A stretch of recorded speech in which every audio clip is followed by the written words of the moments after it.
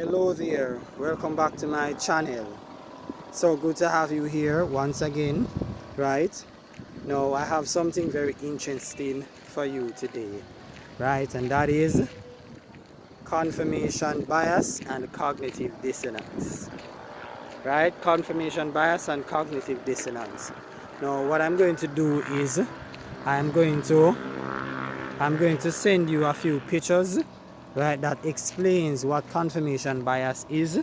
I'm going to post it on the screen. After which, what I'm going to do is to give an example of what confirmation bias is.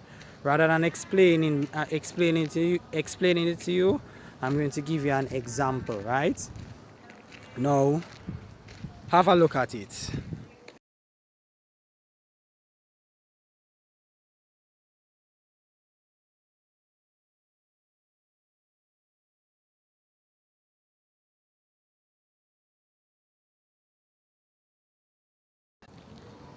Yes, so there you have it, right?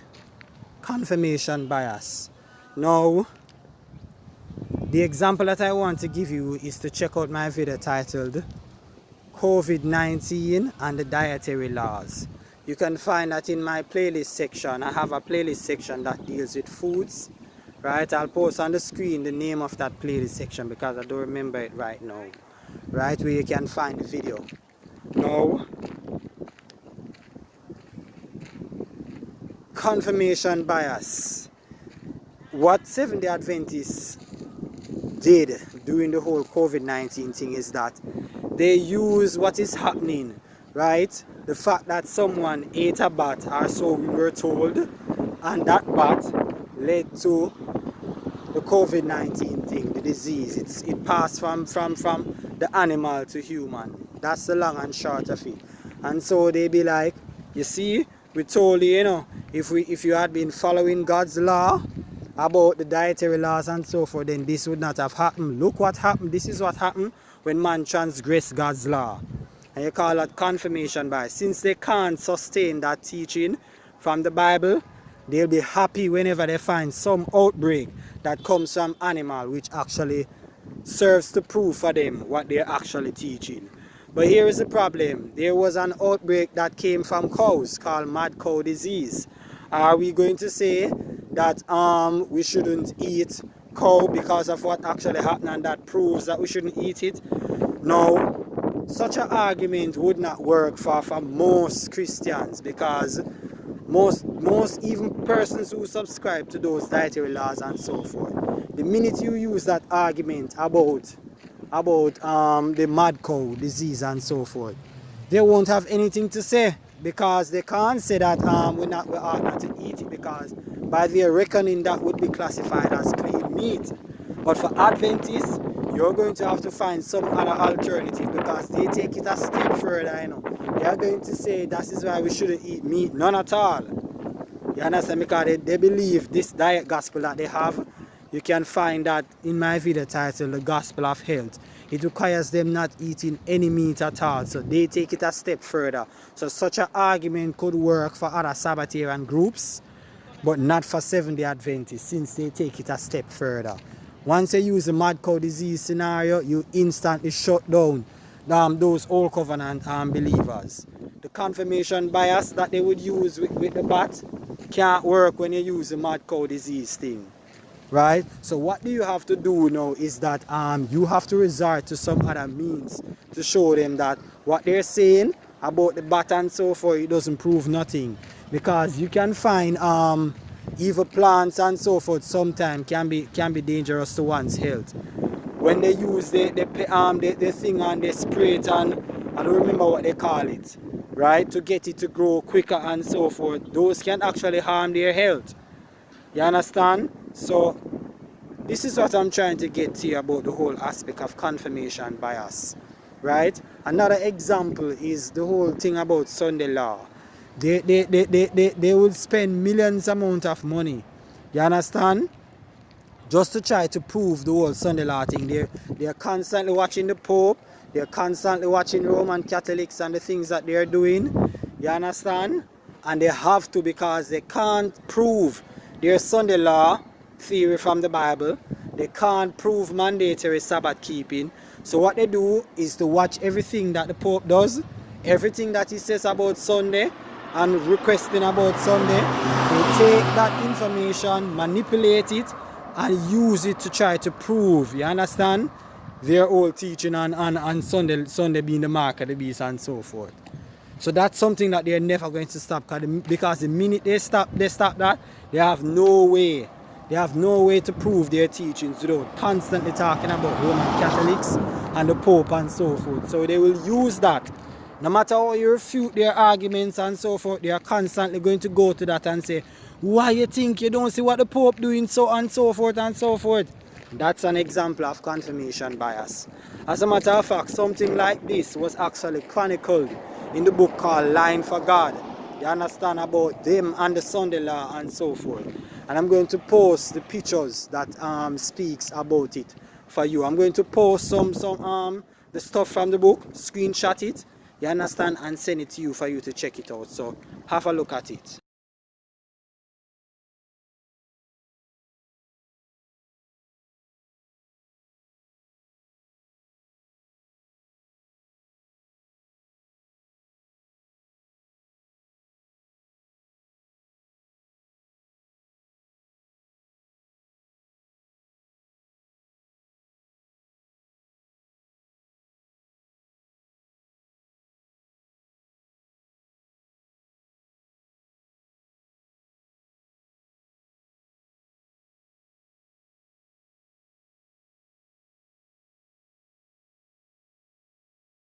Now that we said that, we are going to deal with the aspect of cognitive dissonance.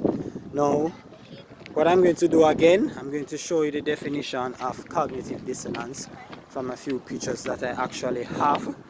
And after I do that, then we will talk about it. Alright? So, have a look at it.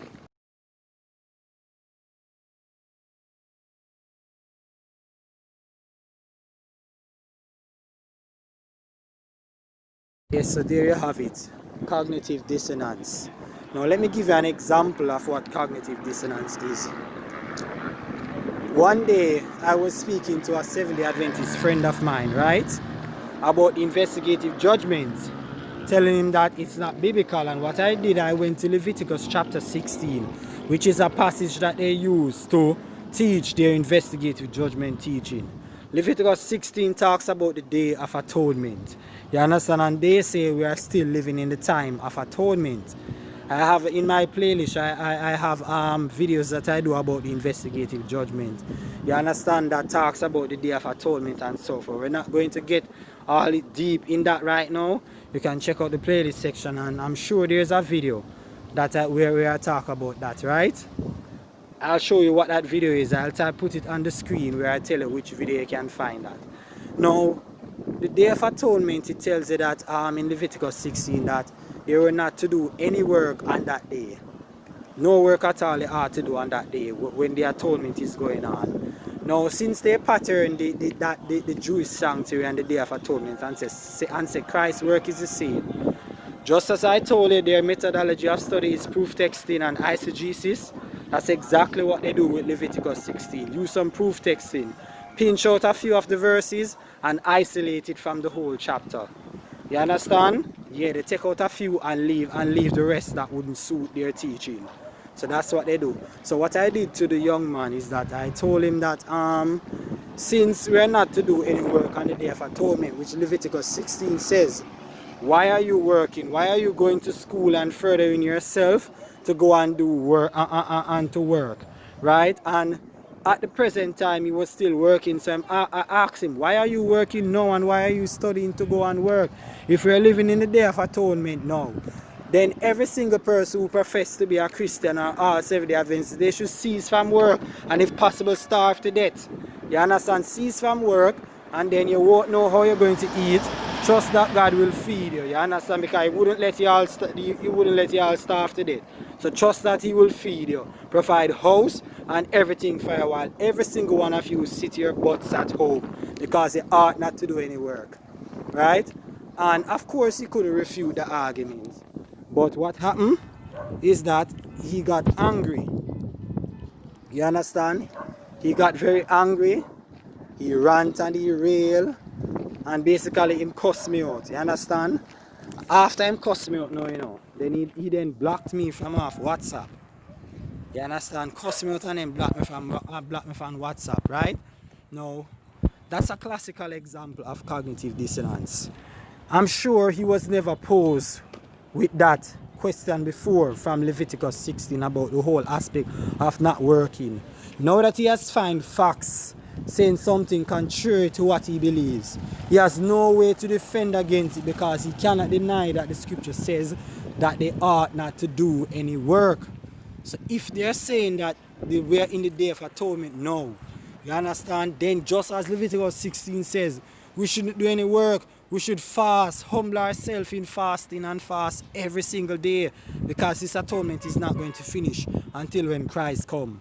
You understand? Only Seventh-day Adventists teach that heresy. You know, you won't find that from any other church apart from Seventh-day Adventists. It is unbiblical and it is illogical and nonsensical. You understand? So they teach that the atonement going on now, and it's not going to finish until when Christ is ready to come. So that would mean every one of them won't do any work for years upon years until Christ come. He can't defend against that. You understand? And so all he could do was to block me. And that's how he resorted the dissonance that was going on in his mind, because there was no other way to do it. So then there you have it. Cognitive dissonance and confirmation bias. Now, what I want to say where that is concerned, right, is that here's the deal. Where confirmation bias is concerned, this is a tool that is used by a lot of persons. You understand? They are not the only ones who use that tool, right? But it's a very effective tool to actually deceive and manipulate. So what I would advise that you do, anything where information is concerned, you are to learn to look at the opposing sides, evaluate the facts from each side, you understand, and then use your critical thinking skills to find out which of them is actually correct and plausible. That's the only way you can defend against it, because it is so crafty. You can deceive anyone, you understand, with confirmation bias, and this is a tool for every cult. You understand? Now, cognitive dissonance, that poses a problem in actually trying to evangelize someone who is in a cult. You understand? Because rather than humble themselves and really look into what you're actually saying to them, they're likely to rant and rail, maybe cuss you out or avoid you, because they just don't know how to deal with this evidence that suddenly pop up that goes to the contrary of what they have been believing for years. You understand? So this is what we have to deal with. You understand? With cults. The confirmation bias that they'll use, and the cognitive dissonance that they often encounter. You understand? Now I end this video. I hope that you enjoyed it, right?